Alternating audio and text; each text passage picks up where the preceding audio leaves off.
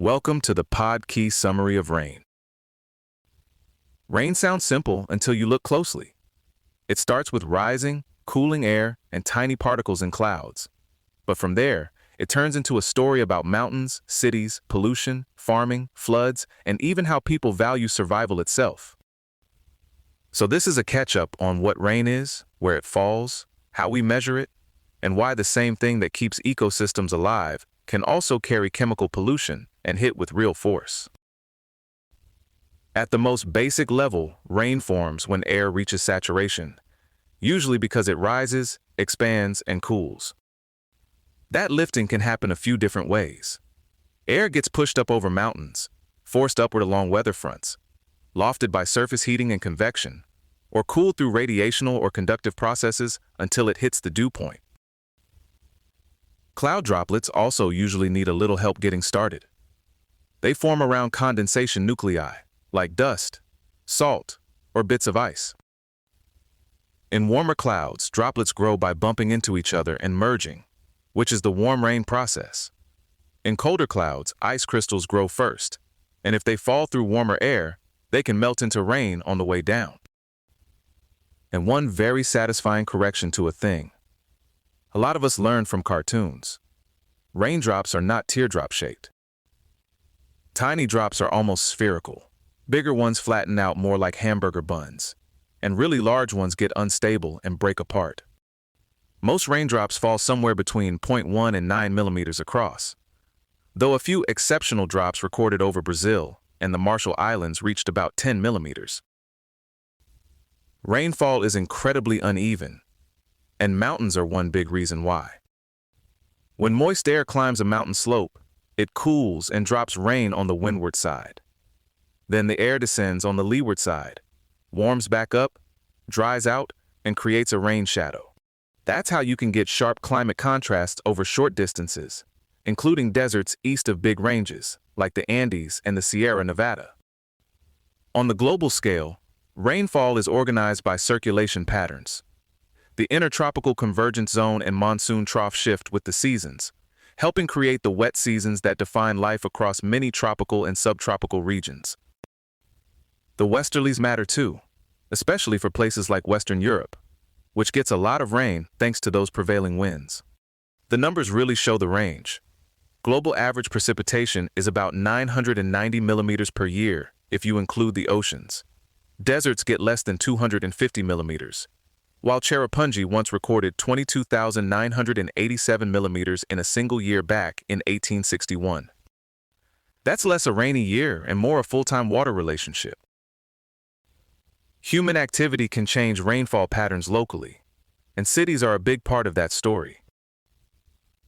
Pollution particles from traffic and other sources can act as cloud condensation nuclei, giving droplets more surfaces to form on. One reported pattern in heavily populated coastal areas is that the chance of rain was 22% higher on Saturdays than on Mondays, after pollutants had time to build up through the work week. Cities also run warmer than nearby rural areas. Urban heat islands can raise temperatures by roughly 0.6 to 5.6 degrees Celsius, which boosts upward motion and can help trigger storms. Downwind of cities, rainfall can increase a lot, with reported rises of 48 to 116%, and monthly rainfall about 28% higher, 20 to 40 miles downwind. Then there's the broader climate picture. Global warming isn't creating one neat global trend where every place just gets wetter or drier. Eastern North America and parts of Northern Europe and Asia have become wetter, while the tropics, subtropics, the Mediterranean, the Sahel, and parts of Southern Asia have seen drying or more drought. At the same time, many regions are also seeing more heavy rain events, which is part of why water management is getting harder, not easier. Rain used to be easy to think of as nature's rinse cycle, but that picture has gotten a lot messier. Studies reported in 2022 found several PFAS compounds in rain around the world at concentrations above major drinking water safety advisories. The researchers concluded that the planetary boundary for chemical pollution had been exceeded. PFAS don't just vanish into the ocean and get harmlessly diluted. They can cycle between oceans, sea spray, air, soil, and rain, which helps explain why they've shown up even in remote places like Antarctica. A 2024 survey also found potentially harmful PFAS levels in 31% of 45,000 groundwater samples, so this is not a niche contamination problem. There's also the older but still important issue of acid rain, which mainly comes from sulfuric and nitric acids produced by natural sources and by fossil fuel combustion.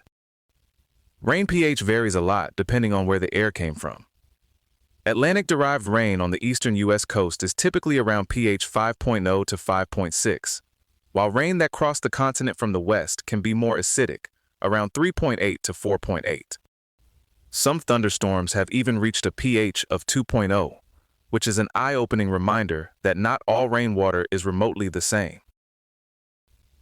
Rain measurements sound straightforward until you remember rain can fall hard, lightly, briefly, steadily, or in weirdly uneven patches. Intensity and duration usually work against each other. Very intense storms tend to be short, while low-intensity rain can last a long time. Light rain is generally below 2.5 millimeters per hour. Violent rain is above 50 millimeters per hour. Rain gauges give direct measurements at a specific point on the ground, which is essential but limited. Radar and satellites estimate rainfall over much larger areas, which is incredibly useful for flood control, sewer management, dam construction, and forecasting what rivers are about to do next. Radar accumulation is especially valuable, but it still has to be calibrated against surface gauges.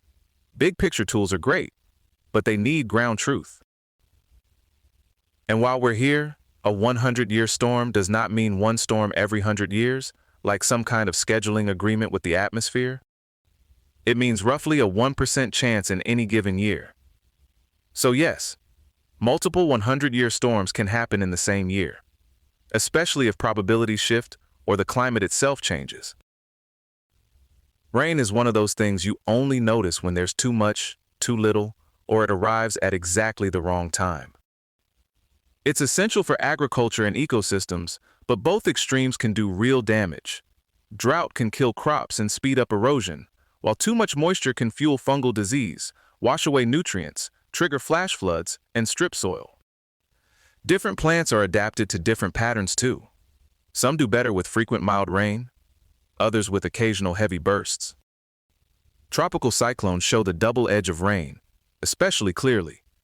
They can devastate lives and property, but they can also deliver a year's worth of rainfall to dry regions and make up a major share of the local water supply.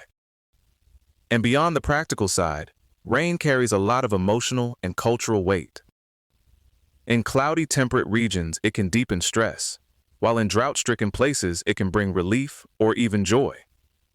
Botswana uses pula, the word for rain, as the name of its national currency, which says a lot about what rain means when livelihoods depend on it. Religious traditions have treated rain as a source of fertility and communal survival for a very long time, from ancient Mesopotamia to modern rain prayer days and rain dances. So rain is physics, geography, infrastructure, agriculture, chemistry, and emotion all at once. It falls out of clouds, but it really lands in every part of life. This episode was generated by Podkey. Create your own at podkey.fm.